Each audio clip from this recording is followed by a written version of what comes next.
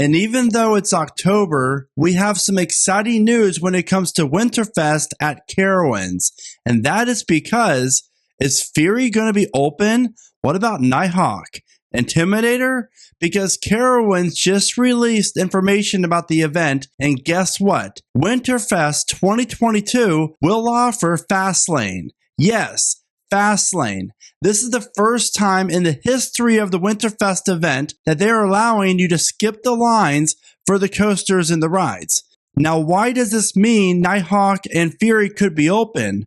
Well, because currently, at the moment, the last few years of Winterfest, we've only had Copperhead, Afterburn, Ricochet, and Kitty Hawk open, plus around 12 or so different other rides. And as for Nighthawk, I mean, it kind of makes sense since the coaster's been down all year and has not opened at all, but they're currently testing it, and I have a very funny feeling that Nighthawk will be open for some time during Carowinds, but will remain open for all of Winterfest. Because why else would Carowinds go through all this time and money it pays for the employees to get the coaster to cycle, whatever it's 100 times or 50 times, whatever it is, to get the state to approve the ride opening?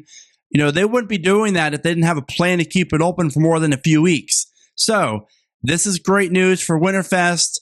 And could Fury really be open? And honestly, I really think it is, because that thrill zone area of the park is dead during Winterfest. And they have a lot of cool areas over there that people don't really get to see. I mean, like attractions. They have a great little show they used to have, like Penguin Show. It's like a trapeze show. It's really cute. And then they also have, like, you could write letters to Santa and some other great activities for kids and families to do together. But there's no anchor attraction over there. Now, my idea was just the RMC Hurler, just so that can be open for the event, and we get a new coaster out of that. But sadly, Cedar Fair and Carowinds rejected my idea.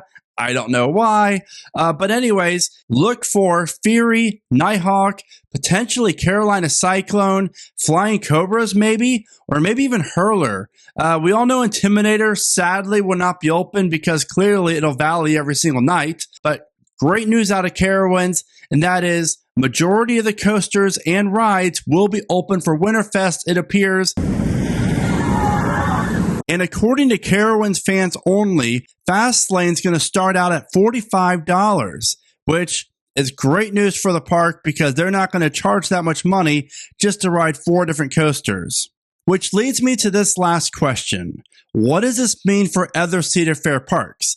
Now, clearly, location is a huge part of this, and the winters in the Carolinas are very mild. But what does this mean for other Cedar Fair parks like Kings Dominion and Kings Island? Both parks currently have roller coasters that could be operational for this event based on the weather, of course. So if Cedar Fair is trying to rack in some extra money through Carowinds for Fastlane, then I would have to say, I would expect to see Kings Island and Kings Dominion follow suit.